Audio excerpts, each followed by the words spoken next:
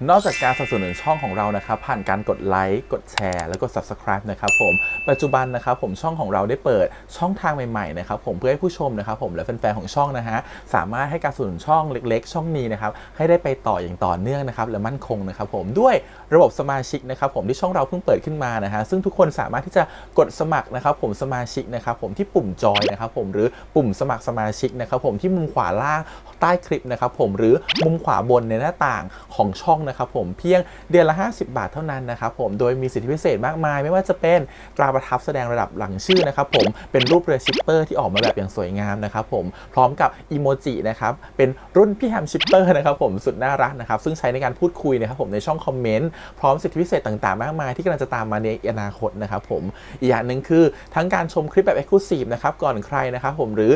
โอกาสที่จะได้ทำกิจกรรมต่างๆร่วมกันในอนาคตนะครับผมก็สำหรับสมาชิกเท่านั้นนะครับผมที่เก็บสิทธิ์นี้เอาไว้ให้กับทุกๆท่านนะครับแต่หากระบบสมาชิกยังไม่หนำใจนะครับผมเรายังมีช่องทางอื่นให้สนับสนุนกันนะครับผมไม่ว่าจะเป็นระบบซุปเปอร์แตงนะครับผมซึ่งหากผู้ชมเนี่ยเจอสัญลักษณ์นะครับรูปหัวใจนะครับผมที่มีดอลลาร์ไซน์นะครับผมหรือสัญลักษณ์รูปเงินดอลลาร์อยู่เนี่ยข้างใต้คลิปใดคลิปหนึ่งเนี่ยสามารถที่จะคลิกนะครับผมเพื่อโดเนทนะครับผมแทนคำขอบคุณนะฮะเพื่อเป็นการสนับสนุนช่องได้นะครับหรือจะเป็นการโดเนทนะครับผ่านบัญชีธนาคารนะครับผมซึ่งได้ใส่รายละเอียดเอาไว้แล้วนะครับข้างใต้คลิปนี้นะครับผมเอาไว้ที่คำบรรยายใต้คลิปนอกจากนั้นนะครับผมเรายังได้เปิด Line Open Chat นะครับซึ่งชื่อว่า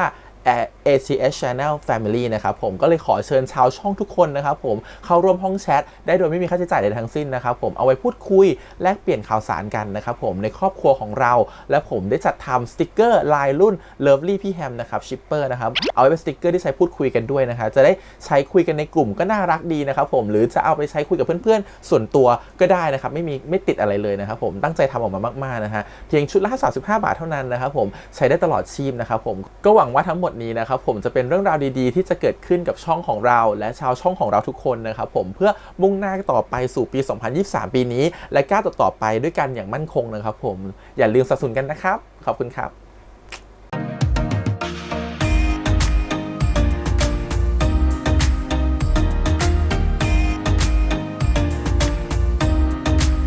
สวัสดีครับยินดีต้อนรับสู่ช่อง ATS Channel นะครับผมกับพบกันอีกการ reaction นะผมวันนี้อยู่กับพี่แฮมนะครับกับการท่านซีรีส์เรื่องคุณได้ไปต่อนะครับผม EP ที่6นะฮะหายไปหลายวันเสียงเจ็บคอนะครับเสียงกลับมาแล้วนะตอนนี้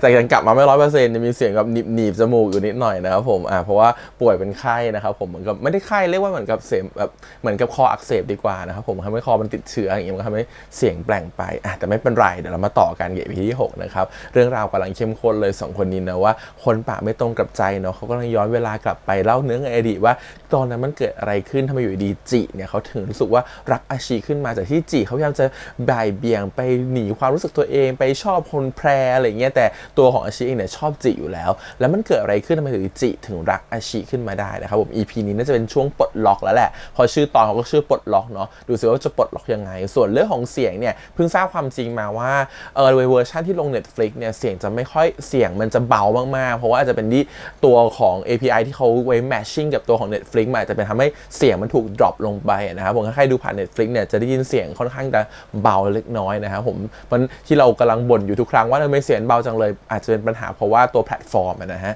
แต่ถ้าสมมติคุณไปดูในตัวของ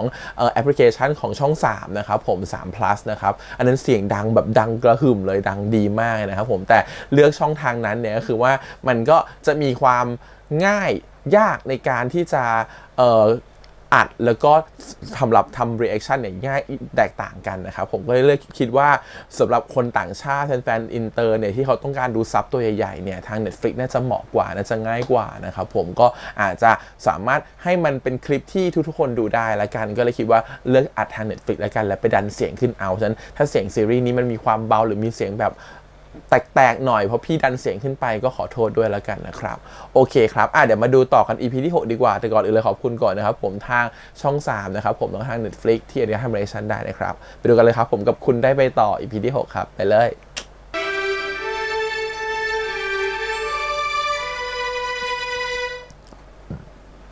ในวันที่รู้สึกไม่ดีนั้นมีรอยยิ้มนึงมายืนยิ้มให้เราอยู่นะ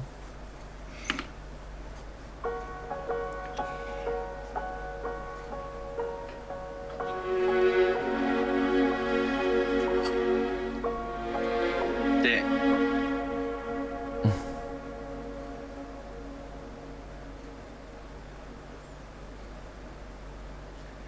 เคสสุดท้ายแล้วใช่ปะไปกินข้าวกัน มาทำอะไรที่นี่ ก็ไม่ได้ป่วยนะ แต่อยากมาหาหมอ มันปก ไป ติ กินข เขา น ไม่ ม ทำ จี กันหร บ อกนะ อยู่แล้วใช่ไหม กินไม่ลง มึงได้ยินใช่ไหมว่ากูเจออะไรมาบ้าง น่าลองกินดูก่อน ถ้าท้องอิ่มก็จะมีแรงไปต่อ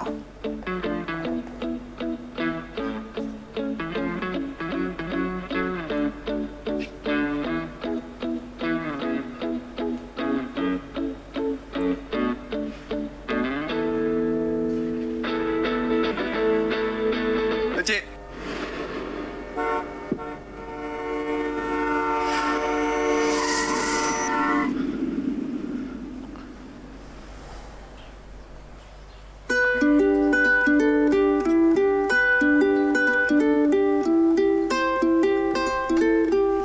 นอนรอให้เลี้ยงเลยอ่ะ ไงดีอะ ไม่รู้อะจะมีเจ้าของมาโวยวายแกไหมเนี่ย เดี๋ยวพรุ่งนี้ต้องถามคนแถวนั้นอีกรอบเพราะไงก็ต้องเช็คให้ชัวร์ก่อน ถึงไม่มีกูก็เลี้ยงไม่ได้อยู่ดีอะแม่ไม่ให้ กูว่ามึงได้เลี้ยงแน่เลยไอ้ชิตั้งชื่อรอไว้เลย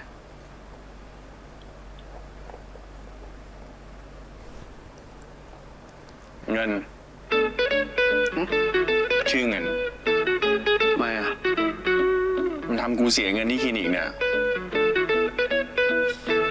แต่ก็ดีนะที่ไม่เป็นอะไร มึงต้องรับผิดชอบร่วมกัน รับผิดชอบร่วมกันแหละวะ มึงต้อง เลี้ยงที่บ้านกู แล้วมึงมาช่วยเลี้ยง หืมเขาจะได้มาบ้านบ่อย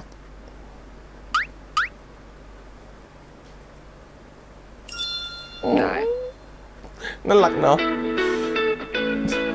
อยู่กับไอชีไปนะลูกไอชีมันรวย อยากกินอะไรก็บอกนะไอ้เงิน คนอะไรคุยกับหมาเป็นตัวเป็นตา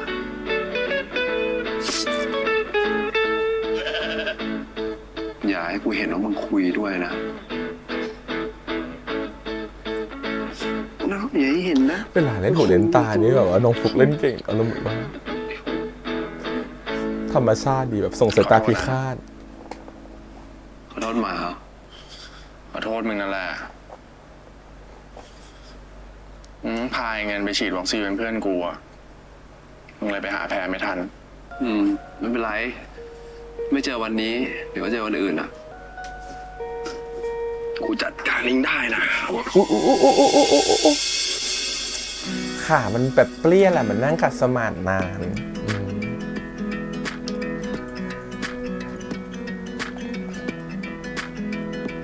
ไม่มีมือยันพื้นด้วย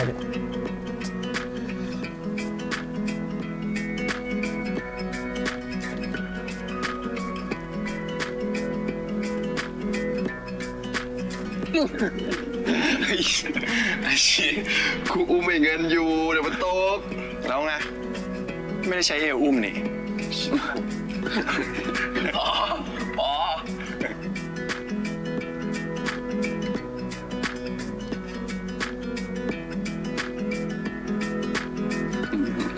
หลับ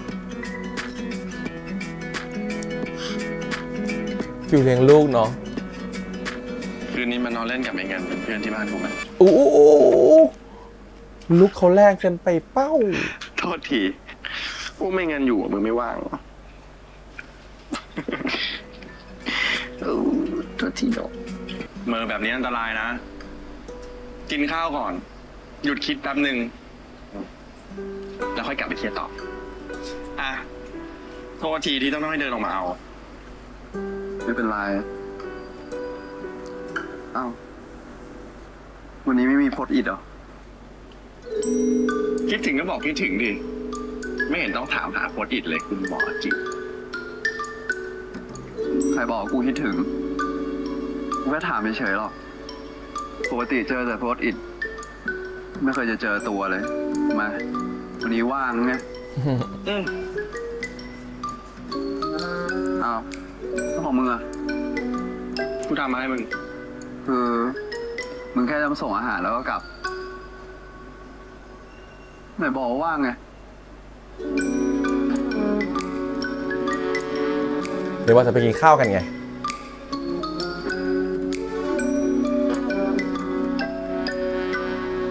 น้ำอะไร แดงมะนาวโซดา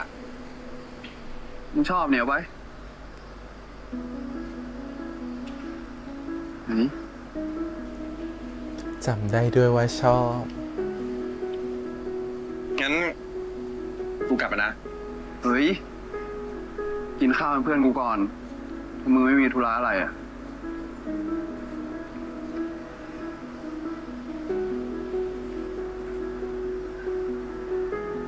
ยิ้มเลย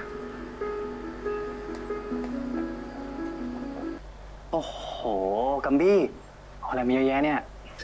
เหมือนเดิมนะครับ ที่คุณจีสั่ง นี่คุณจีเหมือนใหม่เลยไหมครับ พอดีคุณพ่อคุณเกียรติอนุญาตให้เอาไปซ่อมได้ เขาต้องมีเรื่องกับไอ้ใบปริญญานี่แน่เลยอ่ะเขาถึงทำให้มันแตกแล้วไม่ยอมไปซ่อม ของผมจัดการเองได้วันหลังไม่ต้องยุ่ง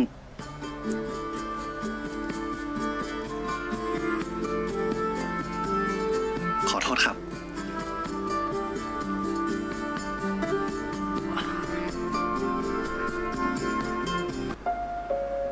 กูเป็นคนสุดท้ายในบ้าน รู้ว่าแม่เป็นมะเร็งตอนแรกแม่ไม่ยอมบอกด้วยซ้ำแม่กูตรวจเจอมะเร็งเต้านมระยะที่มันลุกลามไปหมดแล้วทั้งที่กูเรียนหมอกูกับช่วยอะไรแม่ไม่ได้เลยด้วยซ้ำถ้ากูรู้เร็วกว่านี้ แม่ก็ต้อง เอ้ย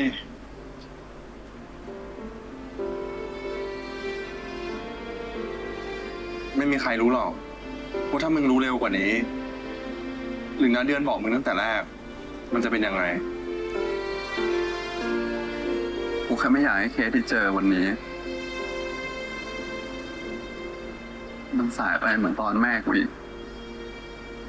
คนเราควรต้องรู้เปล่าวะ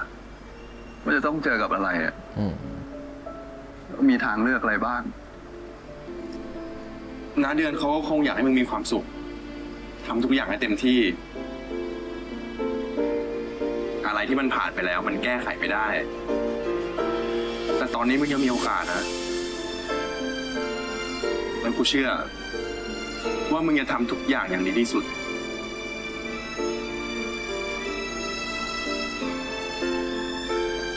อะไรที่ทำให้มึงเชื่อในตัวกูขนาดนั้นวะ จีรวัตรที่กูรู้จัก เคยไม่เต็มที่กับอะไรด้วยหรอ ตอนนี้มันไม่เหมือนกับตอนนั้นเดือนนะ มึงในตอนนี้ก็ไม่ใช่มึงในอดีต ตอนนี้มึงเป็นหมอเต็มตัวแล้วนะ มึงอยากทำอะไรมึงทำเลย ถ้าผิดมันก็ดีไม่ใช่หรอ แปลว่าคนไข้ไม่ได้เป็นอะไร แต่ถ้าสิ่งที่มึงคิดมันถูก ก็จะช่วยคนไข้ได้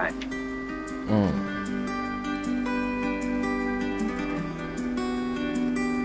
คือมันไปแมทช์กับแม่โลกของแม่เขาไง กลัวจะเจอมะเร็งช้าไปอะไรอย่างงี้ หมอจีคะ พอดีอาจารย์หมอเห็นฟิล์มแล้วนะคะ แล้วก็เห็นด้วยกับหมอค่ะ แล้วพยาบาลจูล่ะครับ พอดีอาจารย์หมอตามให้ไปช่วยดูอีกเคสอยู่ค่ะ แล้วก็เดี๋ยวอาจารย์จะตามไปทีหลัง บอกว่าให้หมอจีจัดการเคสนี้ต่อได้เลยค่ะ คนไข้ยังไม่กลับ ยังค่ะ พยาบาลจูให้คนไข้ไปสงบสติอารมณ์อยู่ แล้วก็ให้พี่มาตามต่อ หมอจีจะลองไปคุยกับคนไข้ดูอีกรอบไหมคะ พอดีคนไข้จะปฏิเสธการรักษาค่ะ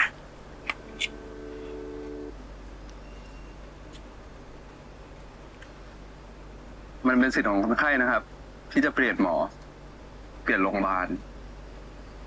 หรือปฏิเสธการรักษา หมอคงห้ามอะไรไม่ได้ ใช่ค่ะ พวกคุณก็รู้อยู่แล้วนี่ แต่ก่อนที่คนไข้จะเซ็นเนี่ย หมอขอพูดอะไรอย่างหนึ่งได้ไหมครับ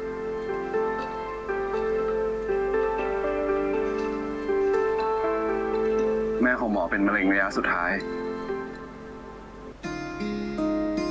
หมอไม่อยากให้เหตุการณ์แบบนี้มันเกิดขึ้นกับคนไข้ของหมอ ไม่มีทางเลือก แล้วให้รู้ทุกอย่างช้าไปแบบแม่ของหมออีก แล้วถ้าน้องไม่ได้เป็นขึ้นมาล่ะ เจอกันที่โหนกระแสเลยนะ คอยดูฉันจะฟ้องให้ครบทุกคนเลย อย่างที่บอกเมื่อเช้าครับ หมอขอเอ็กซเรย์เพิ่ม เพื่อให้เห็นตำแหน่งที่สูงขึ้นครับ แล้วถ้าผลออกมาแล้วเนี่ย เราค่อยมาหาทางเลือกที่เหมาะสมด้วยกัน มันอาจจะไม่มีอะไรก็ได้ คือทั้งอาจารย์หมอแล้วก็พวกเราทั้งสองคน เห็นตรงกันครับ ว่าน้องควรตรวจซ้ำ เราช่วยกันดูแล้วค่ะ บางทีเราอาจจะสามารถเจอความผิดปกติได้โดยบังเอิญนะคะ บางอย่างที่มันเกิดขึ้นไปแล้วเนี่ยมันอาจจะแก้ไขอะไรไม่ได้ แต่ในปัจจุบันตอนนี้ ผมขอโอกาสให้ผมได้ดูแลรักษาคนไข้ของผมได้ไหมครับ เพอเจอ แต่แม่ อะไร ผมต้องรู้ให้ได้แม่ว่าผมเป็นอะไรกันแน่แม่ เราแข่งกันมาหลายแมตช์แล้วนะ ผมมั่นใจแบบเนี้ยยังไงเราก็จะชนะ ครั้งเนี้ยผมขอลงสนามสู้คนเดียวเหมือนที่ผ่านมา แต่ผมขอให้แม่มาเชียร์ข้างสนาม เหมือนเดิมนะครับ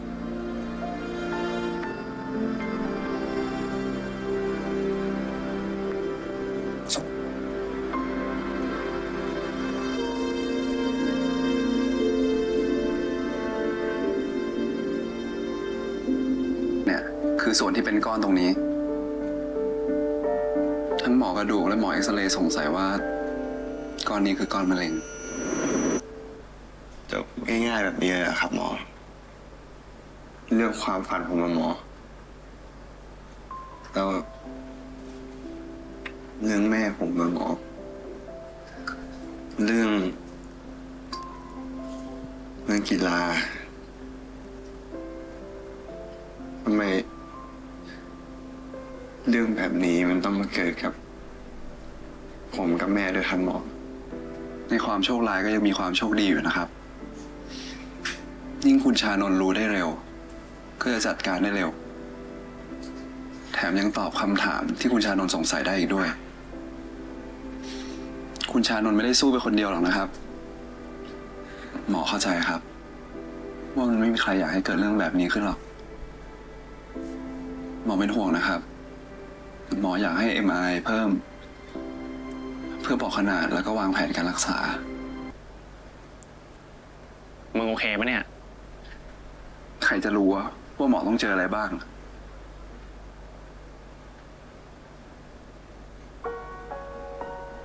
กว่าจะเข้าใจชีวิต ก็ต้องผ่านอะไรมาเยอะเหมือนกันนะเว้ย ตอนนี้กูควรต้องรู้สึกยังไงวะ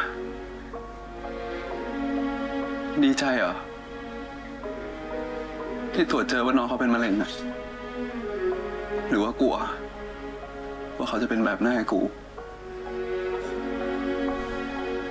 หรือว่า มีความหวังว่าน้องเขาจะหาย ทั้งที่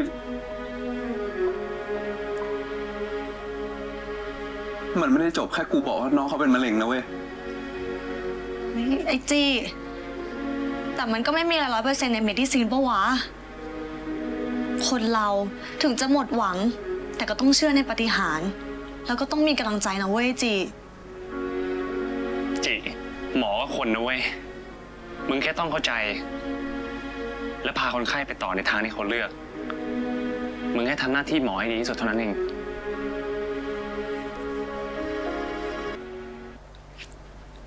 นี่ครับ เคสวันนี้หมดแล้วนะคะ ครับ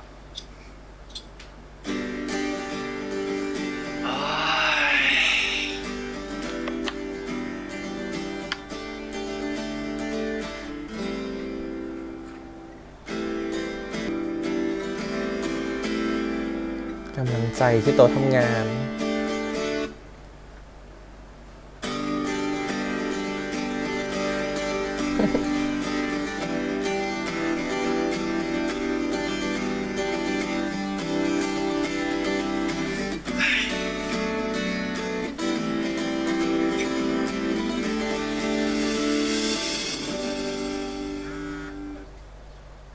ราตรีก็คือ ครูที่น่ารักของนักเรียนเข้าใจไหม ว่าไงแพร ไม่ใช่ว่าพอครูไปก็หลบๆซ่อนๆเข้าใจไหม จริงครับครู นะ มีพี่รุธพี่ล้าน อะไร ไปมีเรื่อง อะไร ไปก่อน ปีศาจยักษ์ เจอเดี๋ยว หวังดีกับนักเรียนทุกคนเสมอ ครูก็อยากจะให้พวกเธอรู้เอาไว้ นะ อะไรวะ กูทำเชี่ยอะไร ก็ที่มึงทำอยู่เนี่ย กูทำอะไร เฮ้ย ไอ้จี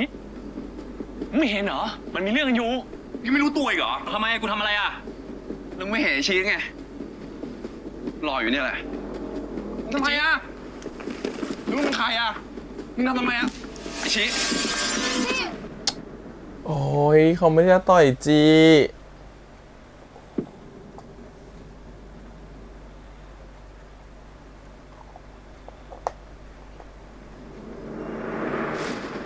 ไอ้ชี้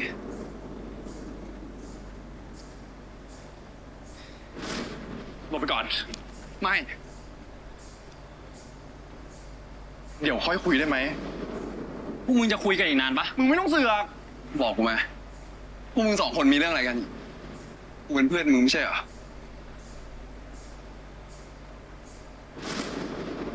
แพรครบซ้อนเหรอ ถ้ามึงไม่พูดตอนนี้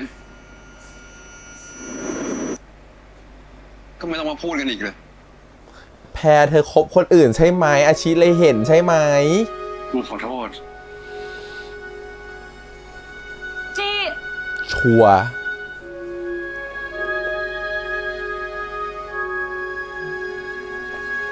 ไอ้จีเป็นไงมึงเนี่ย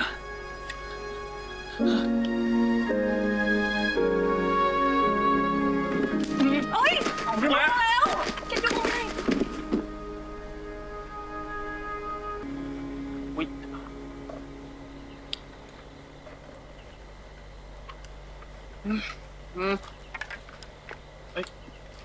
หน้ามึงยุบลงมายังวะ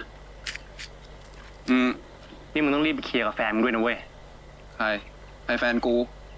เอ้า ก็แพ้ไง แต่คิดว่าตัวเองเป็นใครจ๊ะ ไอ้อาชีมีเรื่องกับเด็กโรงเรียนอื่นน่ะ กูก็เห็นแพรก็อยู่ด้วยนะเว้ย แพรไม่ใช่แฟนกู เอ้ากูนึกว่าแพรเขากับมึงอยู่ ก็เห็นมึงกับมันแบบไปไหนมาไหนด้วยกันตลอดเลย ไม่ใช่งั้น แล้วอย่างเงี้ย ไอ้อาชีมีเรื่องอะไรวะทำไมอยู่ดีมาต่อยหน้ามึงเฉยเลยอะ ไม่รู้ ช่างแม่ง เอ้ย ช่างแม่งมันจริงอะมึงอะเดี๋ยวพอมันมาง้อ มึงก็หายโกรธมัน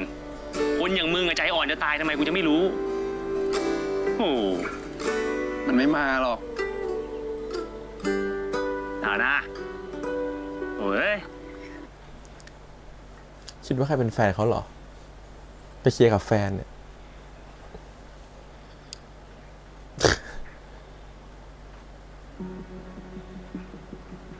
ไม่แขวนเสื้อมาด้วย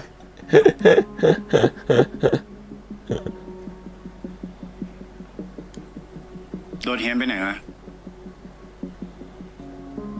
ครูลาตรีเปิ้นโทรมาฟ้องล่ะ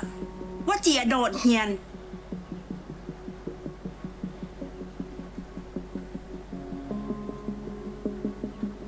มีเรื่องกับไผ่มา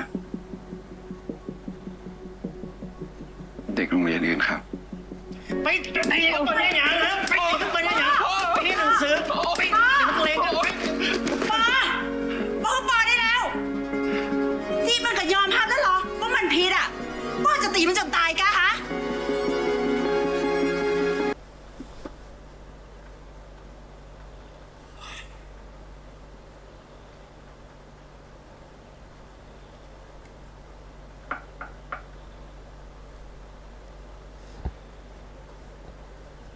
ใครมาน้องชายเหรอ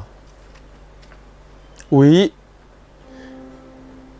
เขาเข้ามาได้ไงก่อนเป็นภาพมันเข้าง่ายอย่างเงี้ย มึงเข้ามาได้ไงเนี่ย กี่เปิดให้อ่ะ น้องชายสปอร์ตเต็มที่ จีกูขอโทษ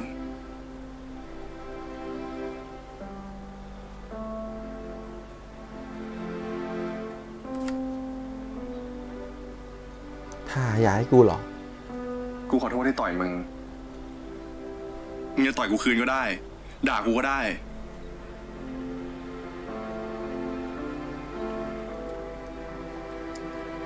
มึงโกรธกูมากเลยเหรอ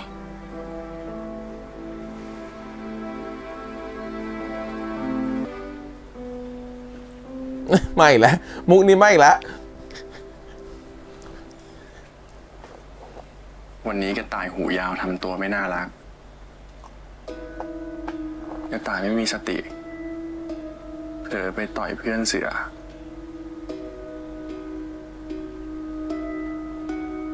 กระต่ายอยากอธิบายให้เพื่อนเสือฟัง แต่ไม่รู้ว่าเพื่อนเสือจะยังอยากฟังอยู่ไหม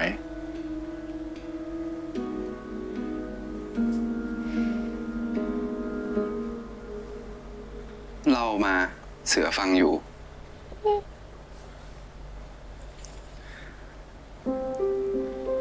กระต่ายเห็นแฟนเสือมีคนอื่น กระต่ายโมโหมากเลยเข้าไปต่อยไอ้เชียนั่น แล้วเสือก็ตามมาเจอ เสือเข้ามาห้าม ตอนที่กูต่อยมึงไปแล้ว ในใจกูกลับมาคิดว่ามึงจะเข้ามาห้ามกูทำไม มึงไม่รู้เรื่องอะไรเลย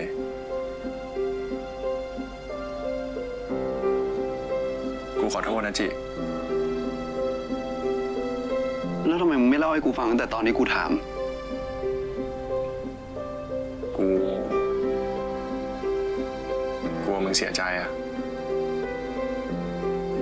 เรื่องแพ้เนี่ยนะ อืม กูรู้อยู่ก่อนแล้ว เขาไม่ได้มีคนอื่น กูกับเขาไม่ได้คบกัน เสียใจไปก่อน โกรธไปก่อน อิชิ เราเป็นเพื่อนกันนะเว้ย อืม เพื่อนกัน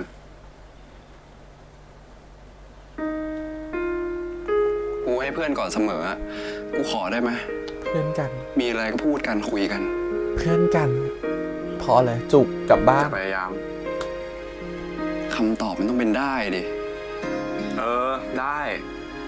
พอจะยัง อืม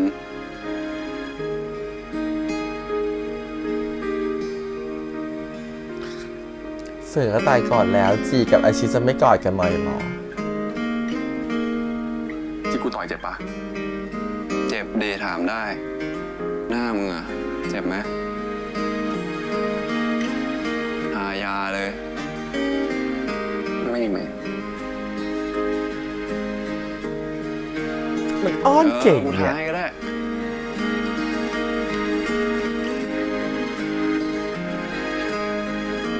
ต้องเลย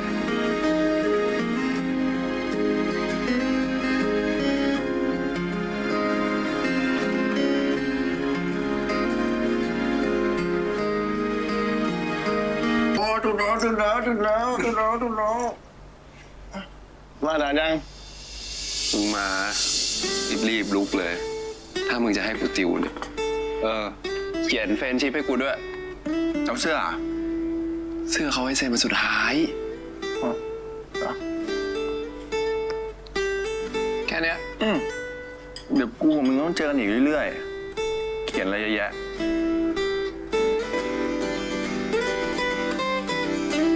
นี่เรียกว่าเพื่อนแล้วเนี่ย สภาพเนี่ย ตรงไหนเพื่อน ตรงไหนเพื่อนก้อน เจ๊นี่เลยหนึ่งสอง มองร้อยมุมก็แฟนร้อยมุม ให้รูปคู่ที่ดีที่สุดของกูกับมึง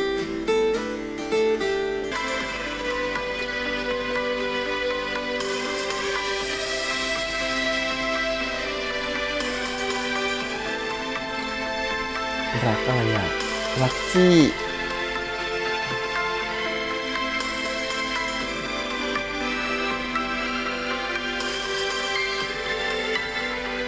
กล้าเขียนจริงเหรอ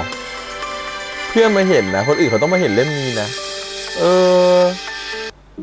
น้องเป็นยังไงบ้างครับ นี่ไม่ยอมกายภาพบำบัดเลยค่ะ แม่จะทำยังไงดีคะแม่สงสารเขามากเลยค่ะ นี่น้องนีนี่ใช่ไหมครับ ฟังอะไรอยู่เหรอครับ ให้พี่กระต่ายฟังด้วยสิ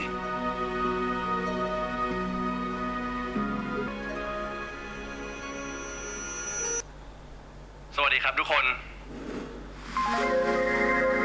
ผมอาชีวิตนะครับ ซิงเกิลใหม่ของผมกำลังจะออกในอีกไม่กี่วันนี้ หวังว่าเพลงของผม มัน จะส่งแรงใจให้ทุกคน น้องเขาเป็นแฟนคลับตั้งแต่อยู่ในรถแล้ว แรงใจให้ผม ตอนรถคว่ำอ่ะ ด้วยนะครับ เราเห็นรูปชีวิตอยู่ในรถ มาไปต่อด้วยกันนะ เอาตัวจริงมาแล้วเอาตัวจริงมาแล้วคนไทยคนแรกเรามีน้องกระต่ายคนแรกด้วยเห็นไหมเดี๋ยวน้องเขาต้องรักษาหายแน่นอนโปรดิวเซอร์คุณนะ เมื่อกี้ที่อาชีร้องอ่ะ พี่ไม่รู้เลยว่าอาชีรู้สึกยังไง งั้นเอางี้อาชีจำได้ไหมว่า ตอนที่อาชีมาหาพี่อ่ะ อยากจะสื่อสารอะไร ผมมีเรื่องหนึ่งที่ยังติดค้างอยู่ในใจครับ เป็นความรู้สึกที่ผมไม่เคยได้พูดออกไปเลยสักครั้ง แต่ตอนนี้ผมจะไม่หนีแล้วครับ ผมอยากรู้สึกว่ายังมีความหวัง ความหวังที่ได้เป็นคนที่ได้ไปต่อครับ ในบอกไม่เอาเพลงรักไง ผมเปลี่ยนใจแล้วครับ โอเค ไอเดียดี เรามา work direction นี้กัน ความหวังของคนอยากได้ไปต่อ งั้นผมขอเพิ่มเนื้อเพลงหน่อยได้ไหมครับ ผมอยากมีคำว่าขอโทษในเพลง ผมอยากเริ่มต้นใหม่กับเขาอีกครั้งครับ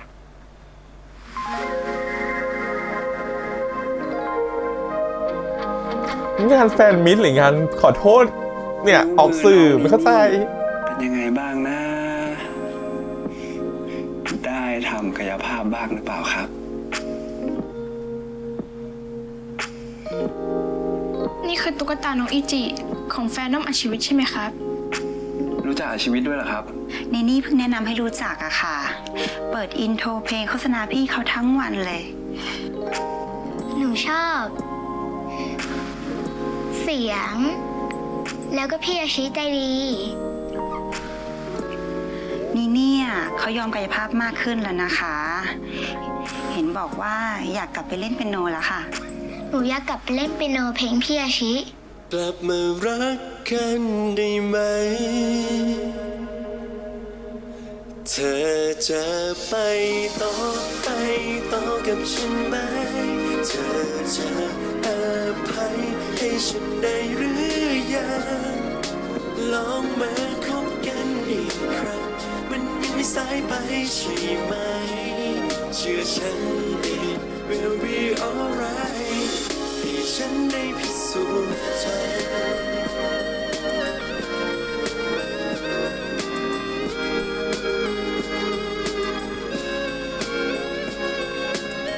จีใช่ไหมครับ พี่ว่าเราสองคนมีเรื่องต้องคุยกัน ถ้าหมอเป็นห่วงและจริงใจกับอาชิ ไม่ทำให้อาชิเสียสมาธิ หรือมีโอกาสเสียฐานแฟนคลับไป มาดูให้ได้นะ น่าจะไม่ว่างอะมึงกับครูยังเพื่อนกันอยู่ได้หมด อาทิตย์หน้าพระอดีตก็จะรู้ตัวแล้วเนาะว่าชอบกันหรือเปล่าจากการที่มือสัมผัสกันมันเหมือนกับช่วงวัยมัธยมปลายอะเรายังไม่เข้าใจความรู้สึกว่าสิ่งที่มันเกิดคืออะไรนะเราไม่รู้ว่านี้มันเรียกว่าความรักหรือเปล่าหรือสิ่งที่มันเกิดขึ้นกับเราอะไรกันแน่ที่เรียกว่าความรักเหมือนมันรักครั้งแรกมันไม่รู้ว่า มันหมายถึงอะไรอะไรอย่างเงี้ยแล้วก็ไม่รู้ว่าความสัมพันธ์ของเราในรูปแบบของผู้ชายมาเป็นความรักได้ไหมหรือมันเกิดเป็นความรักแล้วหรือยังมันอธิบายไม่ได้เพราะฉะนั้นมันเลยเหมือนเกิดการเรียนรู้แต่ในมุมของอาชีเขารักจิแหละเขารู้สึกว่าเขาอยากจะเต็มที่กับคนนี้อยากจะปกป้องคนนี้อยากจะเทคแคร์ดูแลเวลาทำผิดอะไรเนี่ยก็รู้สึกขอโทษคือให้ความรู้สึกของความเต็มที่มากๆแต่จีเองจริงๆก็รู้สึกว่ารักอาชีโดยที่ยังไม่รู้ตัวนะคือในฐานะคนดูสัมผัสได้ระหว่างแต่ในฐานะตัวละครรู้สึกว่าตัวละครก็รู้สึกดีกับคนนี้แหละแต่ยังไม่รู้ว่ามันเรียกว่าอะไรยังไม่อยากจะนิยามแล้วก็อยากสโคปมันเข้าว่าคำว่าเพื่อนอยู่แต่สิ่งที่เขาก็ทำต่อตัวอาชีอ่ะมันก็สามารถจะอนุมานได้ว่ามันเกินเลยของคำว่าเพื่อนไปได้แล้วอะไรเงี้ยมันคือความเป็นแฟนกันแล้วคุณมานอนด้วยกันเล่นแบบนู่นนี่นั่นกุ๊กกิ๊กกันแบบมีการหยอกเอิญกันซึ่งมันแบบมันไม่ใช่บริบทของคนเป็นเพื่อนกันที่เขาทำกันแล้วอย่างเงี้ยอยู่ยังไม่ทำแบบนี้กับเป๊ะเลยถูกปะเพราะฉะนั้นมันไม่ใช่แล้วแต่เขาแค่ยังไม่รู้ว่าเขาควรจะก้าวข้ามหรือสเต็ปอัพความสัมพันธ์ในรูปแบบไหนอะไรเงี้ยมันก็ยังทำตัวไม่ถูกกันอยู่แล้วเขาก็ไม่รู้ด้วยว่าอีกฝั่งหนึ่งคิดยังไงมันเหมือนกับคนเข้าใจนะคืออันนี้ประสบการณ์ตรงเหมือนกันว่าบางทีเราตอนที่เราเทิร์นจากการที่เราชอบผู้หญิงเป็นชอบผู้ชายเนี่ยบางครั้งเราไม่รู้หรอกว่าความสัมพันธ์แบบนี้มันเรียกว่าอะไรแล้วเราก็ไม่รู้เหมือนกันว่าเราต้องคุยยังไงเขาคิดเหมือนเราไหมเราควรจะเป็นคนเปิดไหมว่าเรารู้สึกแบบไหนหรือว่าเราต้องรอให้เขาเปิดก่อนหรือสุดท้ายมันก็ไม่ได้คุยกันเลยมันไม่ได้บอกกันเลยมันจะกล้าพอไหมที่จะพูดออกไปในฐานะว่าเป็นเพื่อนสนิทแบบนี้มันจะเสียเพื่อนไหมถ้าเขาไม่ได้รู้สึกเหมือนกับที่เราคิดมันคิดเยอะไปหมดเลยฮะพอมันคิดเยอะจนเลิกคิดอ่ะมันก็ปล่อยความสัมพันธ์เป็นแบบนี้ไปเรื่อยๆลอยๆโดยที่ยังไม่รู้ว่ามันควรจะเริ่มหรือควรจะหยุดในรูปแบบไหนอันนี้เกิดกับตัวเองเลยเพราะว่าเป็นอย่างนี้กับเพื่อนสนิทคนหนึ่งเหมือนกันตอนสมัยมหาลัยแล้วก็แบบว่าไปไหนด้วยกันตลอดนะครับผมสุดท้ายก็เลยปล่อยแล้วพอเวลาเห็นเขามีแฟนเราก็จะเจ็บทีนึงก็งงกับตัวเองเหมือนกันว่าอะไรนะทำไมอยู่ดีรู้สึกกับคนนี้ได้ทั้งที่จริงๆก็ไม่เคยรู้สึกกับผู้ชายแบบนี้มาก่อนอะไรเงี้ยก็จะเป็นฟีลลิ่งแบบนั้นอะไรเงี้ยแล้วพอสุดท้ายพอถึงจุดหนึ่งปุ๊บมันก็ยังไม่ใช่จุดที่เราจะกล้าบอกไปอยู่ดีว่าเรารู้สึกดีหรือเรารู้สึกชอบเขาอะไรเงี้ยเลยในแบบยุคนั้นน่ะโหวายไม่มีเลยซีรีส์วายชายมันหาได้ยากมากมันเป็นอะไรที่มันไม่ได้ไปเปิดเผยหรือเป็นอะไรที่มันแบบว่าเปิดออกให้คนทุกคนได้รู้ว่านี่นะเป็นผู้ชายคบกันมันมีโมเมนต์ของการเปิดตัวน้อยกว่าสมัยนี้เยอะครับผมเพราะฉะนั้นมันก็เลยต่างคนต่างเก็บไม่ได้รู้ไม่ได้ความรู้สึกอะไรไม่มีใครกล้าพูดก่อนไม่มีใครกล้าจะแสดงความรู้สึกของตัวเองออกไปก่อนอะไรเงี้ยมันก็เลยปล่อยทุกอย่างออกไปพอถึงวันหนึ่งเขาเดินออกไปมีแฟนผู้หญิงปั๊บเราก็อยู่ของเราแบบนี้ต่างคนก็ต่างเดินเส้นทางของตัวเองแล้วสุดท้ายเส้นทางก็กลับมาบรรจบกันใหม่แล้วเราก็มันเหมือนจุดที่เรากล้ามากขึ้นในวันที่เรารู้สึกว่าคล้ายๆกับอย่างนี้เลยเขียนเฟรนด์ชิพเนาะในซีรีส์เรื่องนี้เขามีการเขียนเฟรนด์ชิพกันแล้วจะบอกว่ารักจิซึ่งเราสึกว่ามันก็จงแจ้งไปเพราะคนอื่นจะเห็นเนาะแต่ของเราจะเป็นแนวเขียนการ์ดเราเขียนการ์ดลงไปว่าเราชอบเขาแต่เป็นการ์ดที่ให้เขาคนเดียวนะแล้วก็แจกให้เพื่อนคนอื่นที่เราสนิทแหละวันที่แบบปัดฉิมอะไรเงี้ยแล้วก็ให้เขาไปพอให้เขาไปเสร็จแล้วปั๊บเนี่ยเขาก็เก็บการ์ดนั้นไว้โดยที่เขาไม่รู้เลยว่าด้านหลังรูปถ่ายที่เราสอดเข้าไปในการ์ดมีความในใจของเราอยู่อะไรเงี้ยซึ่งมันก็ร่วงเลยผ่านไปจนสุดท้ายแล้วมันมีโมเมนต์หนึ่งที่เหมือนเขาได้เห็นได้รู้หลังจากนั้นอีกสักปี2 ปีว่าเขารู้แล้วความจริงที่เราเขียนคืออะไรแต่ณวันนั้นความกล้าของเราตัวตนของเรามันถูกเปิดใจให้กับใครอีกคนหนึ่งไปแล้วอีกคนนึงที่เขาบอกชอบเรามาก่อนแล้วเรารู้สึกว่าเราก็กล้าที่จะเป็นตัวเองมากขึ้นแล้วก็เปิดใจในอีกแบบหนึ่งให้กับคนนั้นอะไรเงี้ยเราก็เลยยอมรับว่าโอเคเราชอบคนนั้นไปแล้วเป็นแฟนคนนั้นไปแล้วมันเหมือนเวลามันเคลื่อนกันแล้วสุดท้ายพอคนนี้เขารู้ตัวแล้ววันนั้นเขาไม่มีใครมันก็ไม่ใช่เวลาที่เขาจะกลับมาบอกเราแล้วว่าเขาชอบเราเหมือนกันในวันที่เขาเพิ่งรู้ทีหลังอะไรเงี้ยสุดท้ายความสัมพันธ์นี้ก็ไม่ได้เกิดขึ้นจริงๆนะฮะมันจะเป็นความสัมพันธ์ที่ก็ดีกันมากๆแล้วสุดท้ายก็คือมันเป็นความสัมพันธ์ที่มีวันหนึ่งได้มาคุยกันแล้วก็ได้มาเคลียร์กันว่าถ้าวันนั้นเราได้บอกไปเราอาจจะได้เป็นแฟนกันไปแล้วเราอาจจะได้คบกันไปแล้วก็ได้แต่มันอยู่ที่ว่าวันนั้นต่างคนก็ต่างไม่ได้กล้าที่จะพูดความรู้สึกของตัวเองหรือต่างคนก็ต่างยังไม่รู้ตัวด้วยซ้ำว่าตกลงอันนี้มันเรียกว่าอะไรแต่เราลึกๆเรารู้แล้วว่ามันพิเศษกว่าเพื่อนแล้วแหละแต่เราแค่ยังไม่รู้สึกว่าจะนิยามมันเรียกว่าอะไรดีอะไรเงี้ยซึ่งมันก็เป็นแบบนั้นเราคิดว่าจิกับอาชิก็เป็นแบบนั้นนะคือมันก็เป็นความสัมพันธ์ที่มัวเป็นเหมือนกับครึ้มไม่รู้ว่าตกลงจะไปซ้ายทีหรือขวาทีไม่มีใครกล้าเปิดความรู้สึกเรารู้สึกว่ามันจะเป็นแบบนี้ไปเรื่อยๆจนมันอาจจะเหมือนแบบมีโมเมนต์นึงมั้ง ในพาร์ทอดีตที่อาชิเขาได้แสดงความรู้สึกของตัวเองออกมาแล้วจิก็รับทราบความรู้สึกนั้นแต่อยู่ดีๆอาชิก็หายไปหรืออาจจะเป็นอาชิเองที่คล้ายๆกับเราที่อยู่ดีวันนี้ก็ปล่อยเวลามันล่วงเลยไปไม่ได้บอกอะไรเลยแสดงแต่ความการกระทำให้สื่อว่าฉันรักเธอแต่ไม่ได้พูดออกไปสุดท้ายตัวเองก็เอาตัวเองหนีออกมาก่อนที่อะไรมันจะเกินเลยไปมากกว่านั้นโดยที่ลืมถามอีกฝ่ายว่าเขาคิดเหมือนเราหรือเปล่ามันเลยปล่อยให้จีเคว้งอยู่แบบนั้นหรือเปล่าเราว่าอาจจะเป็นแบบนั้นก็ได้เนาะซึ่งแบบเรารู้สึกว่าถามว่าเป็นแบบนี้มันเป็นไปได้ไหมเป็นไปได้หลายคู่ด้วยนะครับแล้วมันยิ่งเกิดกับตัวเรายิ่งเข้าใจได้เลยว่าเป็นแบบนี้โอเคทีนี้พอความสัมพันธ์ของ2ตัวละครนี้ในอดีตมันเป็นแบบนั้นเนี่ยมันก็เลยพยายามจะเล่าเชื่อมกับปัจจุบันว่าวันที่เรากลับมาละเราอยากจะรีเทิร์นความสัมพันธ์เราอยากจะให้ความสัมพันธ์มันกลับมาใหม่เนี่ยเขาก็พยายามจะเล่ากับพาอดีตว่าอดีตมันรักกันแบบไหนมันก็อยากจะหาโมเมนต์นั้นเป็นรอยต่อในการเชื่อมกับความรักในปัจจุบันว่าฉันก็อยากจะขอโทษนะแต่งเพลงมาแล้วร้องเพลงมาแล้วอยากจะขอโทษเธอนะแบบไม่ได้แฟนคลับเลยแฟนคลับไม่ได้นะครับเพลงเนี่ยคนที่ได้คือเขาตั้งใจมาร้องให้คนนี้ร้องไปก็เพื่ออยากจะขอโทษเขาอยากจะคืนดีกับเขาจุดประสงค์คืออยากจะขอโทษใครสักคนหนึ่งแล้วก็อยากจะกลับไปคบกับเขาอีกครั้งหนึ่งมันก็เลยเหมือนเป็นการเชื่อมเรื่องอดีตกับเรื่องปัจจุบันนะครับผมแต่จริงๆก็ต้องยอมรับว่าเรื่องมีการเล่าสลับไปสลับมามันทำให้เห็นว่าความสัมพันธ์ของตัวละครมันจะมีความบางพาร์ทบางตอนมันก็เป็นความสัมพันธ์ในทางเดียวกันบางตอนมันเป็นความสัมพันธ์ที่เหมือนกับ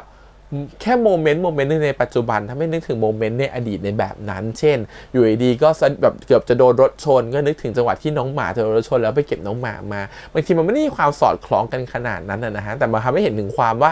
มันมีโมเมนต์ที่ทำให้ตัวละครมันได้นึกถึงเวลาบางช่วงเวลาในอดีตจากการที่มันอยู่ด้วยกันมากขึ้นมันเหมือนกับถ้าวันนี้สมมติเราเปรียบที่ว่าเราไปอยู่กับคนที่เราเคยชอบคนแรกคนนั้นอยู่เดี๋ยวกลับมาสนิทกันกลับมาทำกิจกรรมร่วมกันทุกๆวันนะมันอาจจะกลายเป็นโมเมนต์ในอดีตกลับมาทีละโมเมนต์ก็ได้นะทำรู้สึกว่ามันอาจทำให้รู้สึกว่าเราคุ้นเคยกับคนนี้อีกครั้งหนึ่งอยากจะสานสัมพันธ์ต่อคนนี้อีกครั้งหนึ่งก็ได้มันก็จะเป็นความรู้สึกที่มันเชื่อมกันไปเชื่อมกันมาแม้จะตรงข้ามกันบ้างหรืออาจจะไปทางเดียวกันบ้างแต่มันก็ได้เป็นความทรงจำที่มาทำให้เรายึดติดกับคนที่อยู่ข้างๆเราต่อไปอะไรเงี้ยเพราะฉะนั้นเราก็จะเห็นโมเมนต์ในอดีตที่มันก็จะมีโมเมนต์ของน้องหมาที่เข้ามาเนาะซึ่งน้องหมาเนี่ยคิดว่าคงจะอยู่กับตัวของสุดท้ายกลายเป็นจิเลี้ยงจนโตนะฮะน้องหมาตัวที่จิเขานั่งคุยด้วยตลอดเวลาสุดท้ายอาชีน่าจะทิ้งทุกอย่างไว้ให้จิแล้วก็หายไปอาจจะไปเรียนไปอยู่ที่เมืองนอกแล้วกลับมาอาจจะไปอยู่กับแม่อะไรเงี้ยแต่ไม่รู้มีโมเมนต์ไหนทำให้จิหรืออาชีเข้าใจกันผิดนะแบบอาชีเข้าใจผิดแล้วไม่อยากจะอยู่เมืองไทยต่อแล้วอะไรเงี้ยอาจจะเข้าใจจิผิดอะไรบางเรื่องหรือเปล่าเราไม่แน่ใจสุดท้ายก็อาจจะเป็นความเข้าใจผิดกันทั้ง2ฝ่ายแล้วตัวอาชีเองก็เลยเลือกที่จะเดินจากไปโดยที่ไม่ถามจิก่อนก็ได้กลายเป็นว่ามันอาจจะเป็นเริ่มต้นจากความเข้าใจผิดก็ได้ก็ไม่รู้เหมือนกันว่าจะเป็นยังไงก็ต้องดูติดตามต่อไปในพาร์ทอดีตเนาะเพราะพาร์ทอดีตก็กำลังเล่าไปสู่จุดที่เขาตัวละครจะรักกันแล้วเราคิดว่าวันที่ตัวละครรักกันในพาร์ทอดีตมันคือการที่ตัวละครรักกันในปัจจุบันเหมือนกันมันคือการที่เริ่มต้นความรักรู้สึกดีต่อกันก็เป็นวันที่ทั้ง2คนได้ปรับความเข้าใจและขอโทษซึ่งกันและกันน่าจะเป็นเส้นขนานไปในทางเดียวกันโอเคส่วนอุปสรรคของความรักครั้งนี้หรอจริงๆดูแล้วเหมือนจะไม่ได้มีอะไรชัดเจนนะครับผมเพราะว่าตัวจีเองเนี่ยน้องชายก็ค่อนข้างจะเปิดเต็มที่เหมือนกันน้องชายแทบจะเปิดให้ตัวของอาชีเข้าบ้านอยู่แล้วมันแสดงว่าเขาก็ค่อนข้างจะโอเคกับอาชีอยู่แล้วก็ไม่น่าจะมีปราการของน้องชายนั้นปราการของคุณพ่อล่ะคุณพ่อจะเป็นคุณพ่อเนี่ยจะเป็นปัญหาเพราะคุณพ่อมีปมเรื่องคุณแม่อยู่งั้นเขาจะสามารถที่จะคลายปมคุณพ่อได้ไหมงั้นคุณพ่อจะไม่ใช่ปัญหาเรื่องความรักแต่เป็นการปัญหาเรื่องครอบครัวมากกว่าที่ตัวจีเองต้องเดินกลับไปที่บ้านและคลายปมนี้ให้กับคุณพ่อของเขาให้คุณพ่อเขาสามารถที่จะเดินต่อไปได้เมื่อวันหนึ่งเขาได้รับการให้อภัยแล้ววันหนึ่งเขาให้อภัยตัวเองแล้ววันหนึ่งที่เราเลือกที่จะกลับไปคบกับคนที่เขารักแล้วเขาก็ควรจะไปช่วยคนอื่นหรือคนที่ใกล้ตัวของเขาให้ move on ไปจากความสัมพันธ์ที่มันควรจะไปข้างหน้าได้แล้วหรือความรู้สึกที่มันควรจะเดินหน้าได้แล้วที่ไม่ได้ยึดติดอยู่กับอดีตเหมือนที่เขากำลังเป็นอยู่ตอนนี้อะไรเงี้ยเรารู้สึกว่างั้นตัวละครควรได้เรียนรู้จากตัวเองแล้วก็ได้ไปเอาสิ่งนั้นไปถ่ายทอดหรือเอาไปแชร์ให้กับคุณพ่อของเขาให้คุณพ่อของเขาผ่านจุดเลวร้ายที่ยังจมอยู่กับเรื่องแม่ได้สักทีเนาะงั้นเลยคิดว่าน่าจะมีความแบบไล่เรียงแบบนี้มากกว่าเพราะตัวละครเนี่ยคงคิดว่าสัก EP 8น่าจะรักกันแล้วและ90 มันคงจะเป็นเรื่องของการที่ว่าตัวละครเขาต้อง มีความดำเนินความรักแบบไหนสารสัมพันธ์แบบไหนรวมถึงตัวละครแวดล้อมที่มันยังเข้ามาเกี่ยวข้องอย่างตัวน้องเนี่ยนี่เนี่ยก็คือน้องเขานิ้วเขาขาดใช่ไหมเขามีการต่อนิ้วแล้วก็เห็นแต่ EP 1แล้วเขาเป็นตัวละครที่มาตั้งแต่ EP แรกแล้วเนาะแล้วก็เห็นแล้วว่าเขาเป็นแฟนคลับของอาชีเพราะมีรูปอาชีกระจายอยู่ในรถที่เขาคว่ำเหมือนเนาะเพราะฉะนั้นน่ะมันคงจะเป็นคีย์หลักคีย์หนึ่งเหมือนกันที่ทำให้ตัวละคร2ตัวนี้กลับมาเชื่อมกันมันเลยเหมือนกับเป็นจุดเชื่อมระหว่างคน2คนด้วยคนไข้เป็นคนไข้ของคุณหมอจีแล้วก็ยังเป็นคนที่เป็นแฟนคลับของตัวของอาชีเราคิดว่าตัวละครนี้ไม่ธรรมดาน่าจะเป็นเรื่องสำคัญเลยแหละแต่ไม่รู้จะมาใน EP ไหนโอเคทีนี้เรื่องของตัวของกิกับตัวของกัมบี้ก็จะเห็นว่ากิมีปมสักอย่างหนึ่งเหมือนกันเราจะเห็นว่าเขาคอยสงสัยพี่เขาตลอดนะแต่เราไม่แน่ใจมีปมอะไรเกี่ยวกับเรื่องใบรับใบปริญญามันจะมีการทะเลาะกันครั้งใหญ่จนใบปริญญานี้มันแตกแต่ไม่รู้มันทะเลาะกันในเรื่องไหนมันอาจจะเป็นการทะเลาะกันที่ทำให้เขาไม่สามารถที่จะเรียนตามความฝันของเขาได้ต้องออกมาหาเงินหรือต้องมาอยู่กับพ่อหรือกลายเป็นว่ากับดักที่ในชีวิตของเขาไม่สามารถที่จะไปทำงานในที่เขารักได้เพราะว่าเขาต้องอยู่เลี้ยงดูพ่อก็ได้นะเพราะว่าเขาต้องดูแลคุณพ่อที่ป่วยเป็นโรคที่กึ่งจะซึมเศร้าหรือเปล่าหรือจมอยู่กับแม่หรือเปล่าอะไรเงี้ยคุณพ่อไม่ยอมทำอะไรอีกแล้วอยากจะอยู่ที่บ้านอย่างเดียวอะไรเงี้ยเหมือนกับคนเกษียณอะไรเงี้ยมันทำให้ตัวเขาไม่สามารถที่จะออกไปทำอะไรได้ไกลต้องทำอะไรที่มันอยู่ติดบ้านเป็นแบบบล็อกเกอร์อะไรอย่างงี้หรือเปล่าเรารู้สึกว่ามันน่าจะมีอะไรบางอย่างเป็นคีย์สำคัญของตัวกิซึ่งกัมปี้ไม่รู้เลยก็ไปขยี้ตรงนั้นก็ต้องรอดูตรงนั้นเหมือนกันว่าเป็นยังไงนะฮะและ EP นี้ก็จะมีเรื่องของเคสคนไข้ขึ้นมาเนาะที่เป็นคนไข้เรื่องกระดูกแล้วก็เป็นมะเร็งในช่วงตรงหัวเข่าต้นขาอะไรเงี้ยซึ่งมันเคสที่ทำให้ตัวของจีเขานึกถึงตัวเองกับคุณแม่เขาที่เขาไม่สามารถจะปกป้องคุณแม่เขาได้เพราะเขารู้สุดท้ายในเมื่อเขารู้อาการของคนไข้คนนี้ก่อนเขาก็อยากจะรักษาให้หายอยากจะเป็นส่วนหนึ่งของการรักษาครั้งนี้แต่เขาเข้าใจในฐานะคุณหมอเนาะในเมื่อคุณหมอรู้แล้วเป็นมะเร็งแล้วมันจบแค่นั้นหรอเปล่าคุณหมอต้องรักษาต่อไปคุณหมอต้องช่วยต่อไปแล้วมันช่วยได้หรือเปล่าก็ไม่รู้นะฮะแต่ทุกคนก็คาดหวังในตัวว่าคุณหมอจะรักษาเราได้เรารู้สึกว่าเราเข้าใจในมุมของคุณหมอเหมือนกันนะบางทีเมื่อเราถูกความคาดหวังจากใครสักคนหนึ่งหรือความคาดหวังจากอะไรบางอย่างในตัวเราเป็นพิเศษมันทำให้เรามีความกดดันโดยที่เราไม่รู้ตัวแล้วก็รู้สึกว่าถ้าความกดดันนั้นมันดันไปสอดคล้องกับเรื่องราวในอดีตของเรามันยิ่งทำให้อะไรบางอย่างในตัวเรามันยิ่งเหมือนกับแบบจัดการกับความรู้สึกตัวเองยากขึ้นไปอีกอะไรเงี้ยเหมือนเราอย่างเงี้ยสมมติเราป่วยเป็นอย่างเงี้ยอันนี้ตอนนี้ปัจจุบันก็ได้เป็นไหลฉี่มาใช่ปะเราก็จะคาดหวังมากว่าเมื่อไหร่มันจะหายหมอคนไหนจะช่วยเราได้หามาแล้ว4หมอทุกคนก็ช่วยเราไม่ได้มันไม่มีใครจะช่วยเราได้หมอกายภาพก็แล้วนู่นนี่มันก็หลายทางไปหมดแล้วจนรู้สึกว่าหรือเราปล่อยให้เวลาเป็นเรื่องของมันจัดการไปเองพอมันไม่มีใครช่วยเราได้จริงๆคือเราฝากความหวังกับเขาแล้วเขาก็รู้สึกว่าเขาก็ทำเต็มที่แล้วแต่เขาก็รักษาเราไม่ได้บางทีความหวังนั้นมันอาจจะถูกแบบ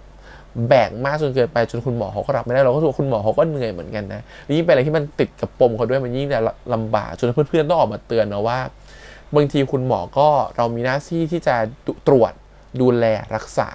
แต่เราไม่ใช่มีหน้าที่ที่จะเข้าไปเข้าใจทุกๆปัญหาได้ขนาดนั้นและจะรับแล้วเราก็ไม่ใช่มีพลังอำนาจที่สามารถที่จะรักษาทุกโรคให้มันหายได้บางครั้งเรารักษาตามวิธีการแล้วก็ปล่อยให้มันเป็นเรื่องของปาฏิหาริย์เพราะในเมื่อวิธีการมีแบบนี้รักษาได้เต็มที่แล้วมันก็ต้องรอแล้วแหละว่าเวลาจะเป็นแบบไหนมันคงไม่สามารถจะไปแข่งกับเวลาหรือไปทำปาฏิหาริย์อะไรบางอย่างได้เนาะเพราะคุณหมอก็ไม่ใช่พระเจ้าที่จะสามารถที่จะรักษาทุกโรคได้คุณหมอแค่คนวินิจฉัยแล้วรักษาด้วยยาที่ถูกจุดในเมื่อมาทำเต็มที่แล้วมันยังเป็นอยู่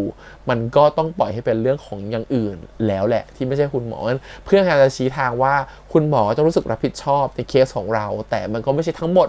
ที่จะเป็นเหมือนกับรับผิดชอบจนรู้สึกว่าตัวเองแย่ถ้ารักษาโรคนี้ไม่ได้บางทีความทุกข์มันจะเกิดจากตัวที่เราคิดไปแบบนั้นเองก็ได้บางทีก็พยายามจะถ่ายทอดมุมมองของคุณหมอว่าทำไมคุณหมอหลายๆคนอาจจะต้องแบกรับเรื่องราวแบบนี้ไว้นะแต่รู้สึกว่าคุณหมอที่อายุมากหน่อยหรือเขาเทิร์นโปรแล้วอ่ะเขารักษาคนไข้มาเยอะแล้วเขาจะปรงกับเรื่องนี้ได้ง่ายกว่าปกตินะอันนี้เจอเพราะเป็นหมอเรสก็เลยทำให้ตัวเขายังเหมือนกับแบบเจอเคสไม่ได้เยอะและยิ่งเป็นเคสที่ละเอียดอ่อนแบบนี้ทำให้รู้สึกว่าเขารู้สึกไม่ค่อยโอเคกับการที่เขาจะรักษาเคสนี้ไม่ได้หรือเคสนี้ไม่หายอะไรเงี้ยแต่ก็ว่าไปนะฮะรู้สึกดีรู้สึกแบบไม่ดีตรวจคนไข้เราแย่ออกมาก็มีคนมาเอาข้าวมาให้กินเราเนี่ยเหนื่อยแทบตายทำงานไม่เห็นมีใครมาทำแบบนี้เลยว่าไป ก็จะเป็นอีกเคสหนึ่งที่เราทำให้เราเห็นได้นะครับผมแล้วรู้สึกว่าการที่เขาใส่เรื่องพวกนี้ลงมาใน EP นี้มันทำให้เราเห็นว่ามุมมองของตัวละครมันไม่ได้มีแค่เรื่องความรักแต่ตัวละครมันกำลังพัฒนาความคิดการตัดสินใจการแก้ปัญหาการเรียนรู้ประสบการณ์อะไรบางอย่าง แต่ทุกการเรียนรู้ประสบการณ์ทุกความคิดของเขาพอมันอยู่ในโซนเนกาทีฟหรือโซนด้านลบเนี่ยมันอย่างน้อยๆมันรู้ว่ามีใครคนหนึ่งคอยอยู่ข้างๆเราคอยอุ้มเราเพื่อนเราเป๊ะหรือหมอสองและอีกอย่างหนึ่งก็คือมีคนหนึ่งที่เราเคยรักเขาก็ยืนข้างเราเหมือนกันและเขาก็ข้างเราที่เราไม่รู้ตัวด้วยเพราะเราเอากระต่ายมันตั้งอยู่บนโต๊ะแล้วกระต่ายก็เป็นกำลังใจให้เราในการทำงานบางทีเป็นพลังงานที่เราไม่รู้ตัวนะฮะเพราะว่าที่ความรักมันไม่จำเป็นต้องเจอหน้าหรือต้องเจอใครแต่เรารู้แค่ว่าเรามีคนที่เรารักมันก็พอแล้วเพราะฉะนั้นพลังงานความรักแบบนี้มันถูกส่งมาให้เราโดยที่เราไม่รู้ตัวว่าเรามีกำลังใจโดยที่เราไม่ได้เห็นหน้าเขาแต่เราแค่นึกถึงมันก็เป็นกำลังใจแล้วเรารู้สึกว่ามันคือพลังความรักอะไรบางอย่างเลยถ้าไม่สู่คนเรามันสามารถจะผ่านเรื่องไม่ดีในจิตใจเราไปได้โอเคก็น่าจะประมาณนี้นะครับผม EP นี้รอดูต่อไปใน EP หน้าแล้วกันว่าเรื่องราวจะเป็นยังไงต่อเนาะส่วนแพรก็ไม่ใช่เป็นแฟนนะเพราะว่าไม่รู้แฟนเนี่ยเป็นใครกันแน่เพราะว่าตอนที่เป๊กเขาแซวเนี่ยเขาไม่ได้เคลียร์กับแฟนนี่เจ้าตัวเองมีความตกใจนะเคลียร์อะไรกับแฟนพอเขาคิดว่าแฟนเขาคืออาชีไม่ตรงกับใจจริงๆติดตามต่อในสัปดาห์หน้าครับวันนี้ขอบคุณนะครับฝากกดไลค์กดแชร์กด Subscribe ติดตามเสียงทาง YouTube Instagram Twitter แล้วก็ Facebook วันนี้พี่แฮมไปก่อนนะครับบ๊ายบาย